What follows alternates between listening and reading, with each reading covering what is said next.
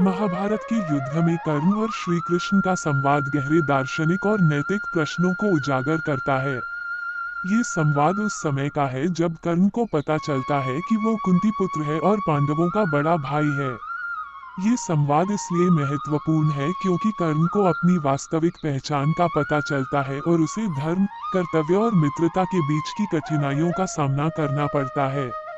ये संवाद उन क्षणों में से एक है जब श्री कृष्ण कर्ण को कौरवों का साथ छोड़कर पांडवों का पक्ष लेने के लिए प्रेरित करने का प्रयास करते हैं, लेकिन कर्ण ने अपने जीवन के सिद्धांतों और मित्रता के प्रति निष्ठा को चुना।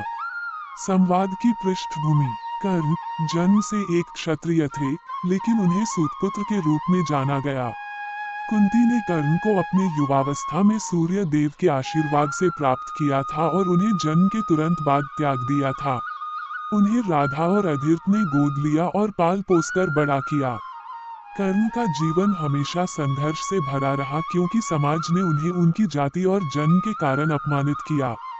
कर्ण ने एक कुशल योद्धा बनने के लिए कई कठिनाइयों का सामना किया और अंततः दुर्योधन के साथ अपनी मित्रता को मजबूत किया, जिसने उसे अंगदेश का राजा बना दिया।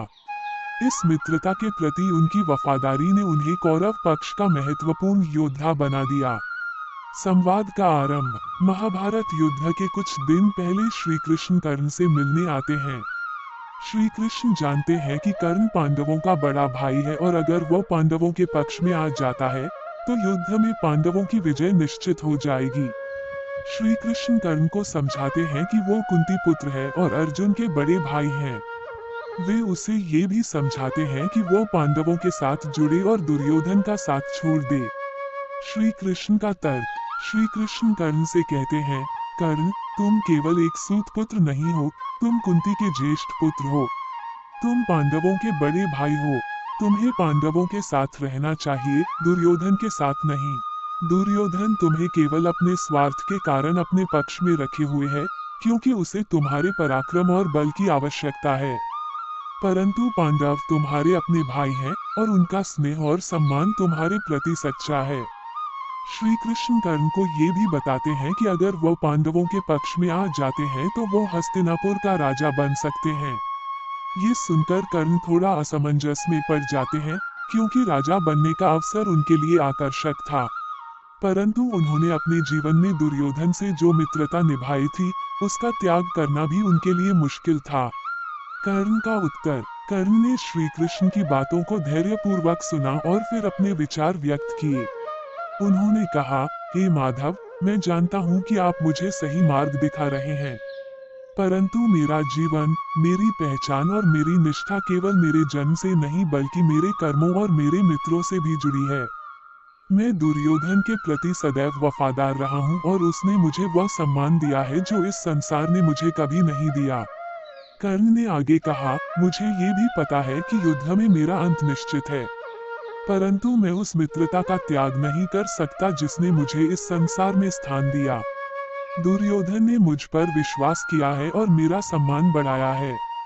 मैं उसके साथ युद्ध करूंगा, चाहे परिणाम कुछ भी हो। श्री कृष्ण का प्रतिप्रश्न। श्री कृष्ण ने कर्ण की बातों को समझते हुए उससे एक और सवाल किया। उन्होंने पूछा, क्या तुम धर्म को त्याग कर अधर्म का साथ दोगे? तुम्हें पता है कि दुर्योधन का मार्ग अधर्म का है और वो केवल अपने अहंकार की पूर्ति के लिए युद्ध कर रहा है। पांडव धर्म के मार्ग पर हैं और उनके साथ जुड़ना ही तुम्हारा सच्चा कर्तव्य है। कर्ण ने उत्तर दिया, हे केशव, धर्म और अधर्म की परिभाषा मेरे लिए आसान नहीं है। मैं एक सूतपुत्र के रूप में अपमानित हुआ हूँ, मुझे मेरी जाति के कारण नीचा दिखाया गया है और केवल दुर्योधन ही वह व्यक्ति था जिसने मुझे अपनाया। क्या उसके साथ मेरी वफादारी अधर्म कहलाएगी? मेरे लिए मित्रता सबसे बड़ा धर्म है। मैंने अपने मित्र को वचन दिया है और मैं उस वचन का पालन करूंगा, चाहे परिणाम कुछ भी हो। श्री कृष्ण द्वारा भविष्य का संकेत। श्री कृष्ण ने कर्ण को समझाने के लिए अंतिम प्रयास किया। उन्होंने कर्ण को संकेत दिया कि युद्ध में उसका अंत निश्चित है और उसका अर्जुन के साथ युद्ध होगा, जिसमें उसका पराजय होगा। उन्होंने कहा, तुम्हारा यह निर्णय तुम्हें मृत्यु की ओर ले जा रहा है।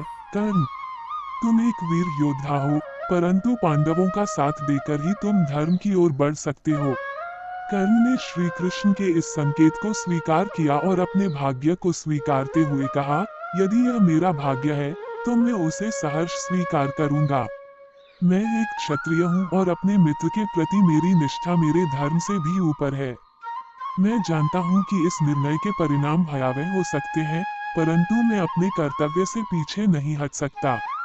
संवाद का अंत। श्री कृष्ण ने कर्ण की दृढ़ता को देखकर समझ लिया कि उसे अब और समझाना व्यर्थ है।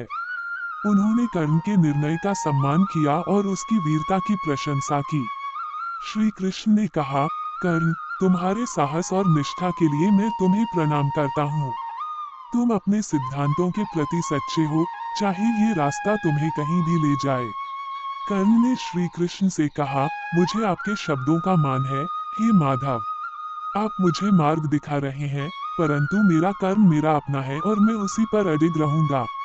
यदि मेरा अंत इसी में है तो मैं उसे स्वीकार करूंगा। ये संवाद कर्ण की निष्ठा, साहस और कर्तव्य के प्रति उसकी दृढ़ता को उजागर करता है।